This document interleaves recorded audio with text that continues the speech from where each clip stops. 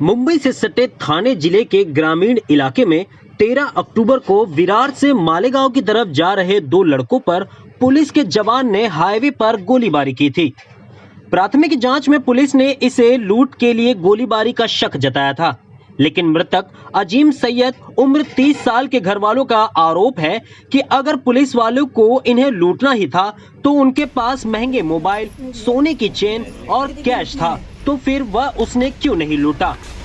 बस वो एक रास्ते से जा रहा था, एक पुलिस वाला उसके ऊपर फायरिंग करता है और उसको मौत के घाट पहुंचा देता है। सर, उनके पास में सब कुछ था, उनका आईफोन भी था, दोनों बंदों के पास में आईफोन था। उनके मेरे भाई के जेब के अंदर 15 से 13,000 रुपये कैश था। सर, अगर रॉबरी वाला कोई ऐसा ये रहता तो वो गन पॉइंट के ऊपर उनसे पहला वो छीनता, हाथापाई करता या किधर पैर में या हाथ में उसको डैमेज करता, ऐसा कुछ होता। तो सर क्या है ये? तो ये सर ऐसा है क्या, वो स्पॉट के ऊपर ये लोग रुके, जैसा वो शख्स ने एड्रेस पूछा, एड्रेस पूछने के 13 अक्टूबर को गोलीबारी में घायल फिरोज शेख उम्र 27 साल एवं अजीम सैयद उम्र 30 साल, जो कि दोनों चचेरे भाई हैं और विरारपुर में एक चौल में रहते हैं। परिवार वालों का कहना है कि उस रात दोनों चचेरे भाई मोटरसाइकिल से मालेगांव जा रहे थे। तभी एक मोटरसाइकिल सवार ने पड़गा जाने का रास्ता पूछा। दोनों ने कहा कि हम भी इसी दिशा में जा रहे हैं। तकरीबन 10 किलोमीटर सुनसान सड़क पर चलने के बाद दोनों चचेरे भाइयों को रोकने को कहा और उनका नाम पूछा। जैसे ही दोनों ने अपना नाम बताया, उसने दोनों पर 8 राउंड फायरिंग कर दिया। अजीम सैयद ने मरने से पहले अपने बयान में ये बात खुद बताई है। यही वजह है कि घर वाले इसे टारगेट किलिंग बता रहे हैं और पुलिस वालों पर मामला दबाने का आरोप लगा रहे हैं।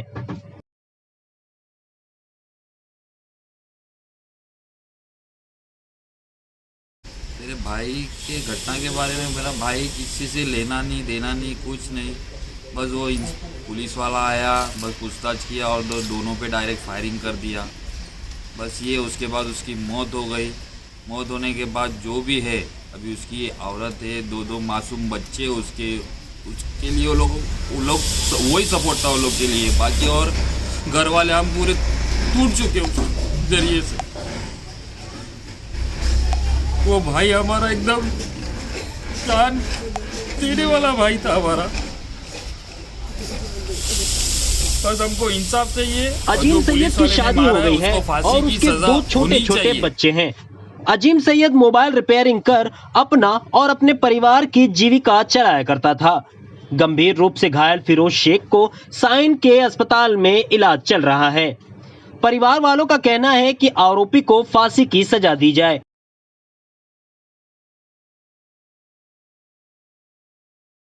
उसी कैसे इंसाफ करो मेरे बाप का, इंसाफ करो मेरे बच्चे का, इंसाफ करो मेरे बाप का भी इंसाफ करो, उसको भी फांसी और मृतक के परिवार को मुआवजा दिया जाए। मेरे बच्चे का इंसाफ होना। रक्षक ही 15 अक्टूबर 2023 तकनीकी विश्लेषण और सीसीटीवी फुटेज के आधार पर आरोपी की गिरफ्तारी के लिए 3 टीमों का गठन किया गया था। कोल्हार में नाकाबंदी की गई और आरोपी को अपराध में प्रयुक्त ग्लॉक 19 पिस्तौल के साथ कोल्हार बस स्टैंड से गिरफ्तार किया गया।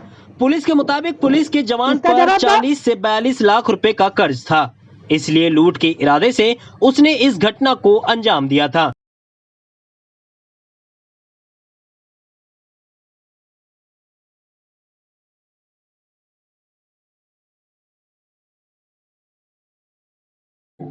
घटना तो सर वो मालेगांव आ रहे थे, रास्ते में ये ऐसी घटना हुई।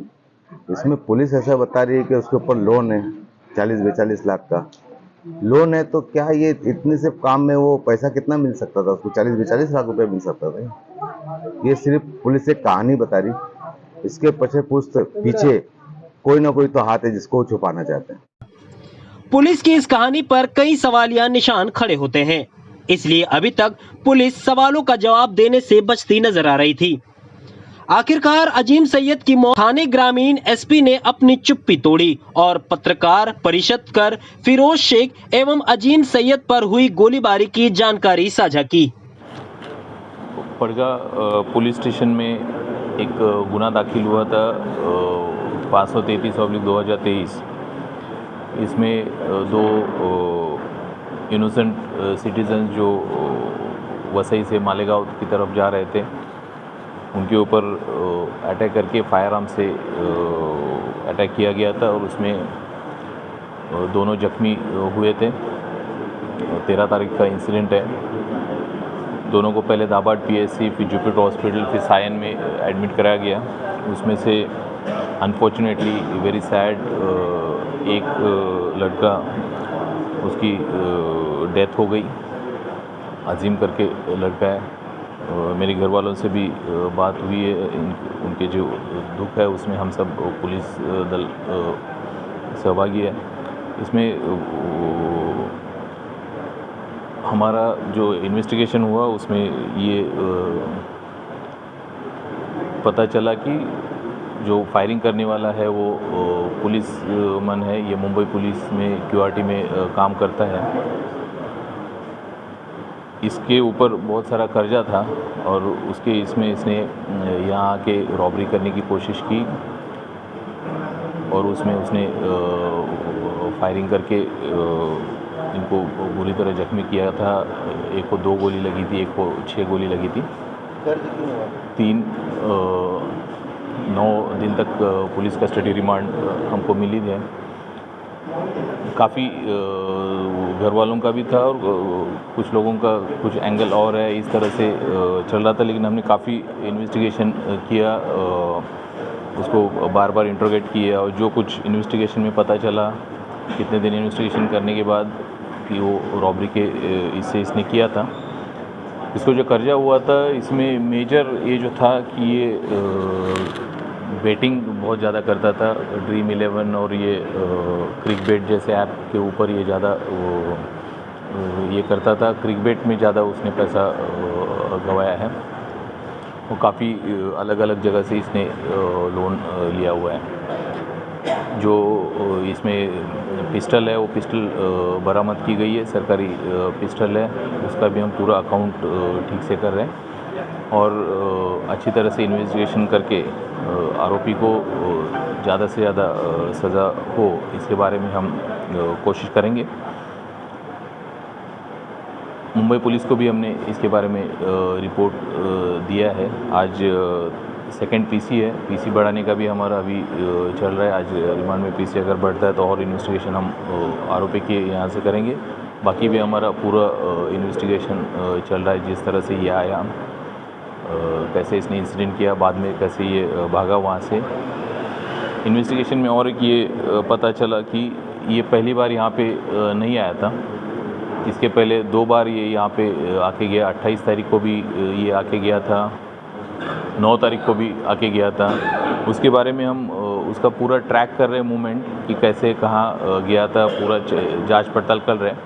उसमें हमको अभी उसने उस वक्त क्या किया ये मालूम नहीं, ये भी कुछ बोल नहीं रहा। लेकिन उसमें भी 2 दिन जो आया था इसी तरह से टाइमिंग के हिसाब से घुमा था, ऐसे हमको पता चला है। तो उसमें उसने अगर कुछ किया है तो वो भी हम इन्वेस्टिगेशन कर रहे हैं कि उस वक्त उसने किससे कुछ पैसा लिया या कुछ धमकाया। ये सब हमारा इन्वेस्टिगेशन अभी ओपन है और ये चल रहा है।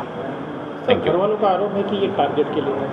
घर वालों से मेरा कल बहुत 2 घंटे बात हुआ। इससे पहले भी मेरे ऑफिसर ने बात किया था। मैंने पूरा इन्वेस्टिगेशन पूरा ये करके फिर मैंने कल घर वालों से काफ़ी बात किया है। वो पुलिस इन्वेस्टिगेशन के ऊपर उनका सेटिस्फेक्शन है जिस तरह से पुलिस ने इन्वेस्टिगेशन किया। हमने उनको सब जानकारी दी है और मैंने उनको बोला है कि उनका कुछ भी है तो हम ये will look into all the angles. लेकिन जो हमारा इन्वेस्टिगेशन का ये है जो हमको कंफर्म जो अभी तक ये है कि ये रॉबरी के इंटेंशन से ही इसने ये सब किया है। उसका इंटेंशन जो था वो कुछ हफ्ता वापस करना है, इस तरह से था। कुछ 25-50 हज़ार मिल जाए, इस तरह से उसका ये था। जिस दिन इंसिडेंट हुआ उस दिन भी उसको HDFC बैंक की तरफ से कुछ तगादा आया था कि पैसा देना है। उस दिन उसका झगड़ा हुआ था घर में इसके झगड़े भी होते थे। इस मामले में ये सब हुआ है। हमारा जो इन्वेस्टिगेशन में रॉबरी का ही मोटिव सामने आया है और घर वालों से हम लगातार संपर्क में हैं और उनको पूरा कॉन्फिडेंस में लेके हम इन्वेस्टिगेशन कर रहे हैं। सर उनके पॉकेट में हज़ारों रुपए कैश थे लेकिन फिर भी वो उसको लूट के नहीं गया सर, ऐसा क्यों? इसमें वहाँ उस वक्त कुछ कार आई थी, कुछ और मोटरसाइकिल, उसमें गाड़ी आती रहती है, हमने देखा वो स्पॉट। तो ये पैनिक इसमें भागा वहाँ से, उसके हाथ में एक के हाथ में ब्रेसलेट था, तो पैनिक इसमें ये भागते हुए उसको ये मोटरसाइकिल उसका चालू नहीं हुआ, मोटरसाइकिल चालू नहीं हुआ तो और पैनिक होके वो वहाँ से भागा है। एक्सप्रेस न्यूज हिंदी पर वीडियो देखने के लिए करें लाइक, शेयर और सब्सक्राइब। बेल आइकन दबाना ना भूलें।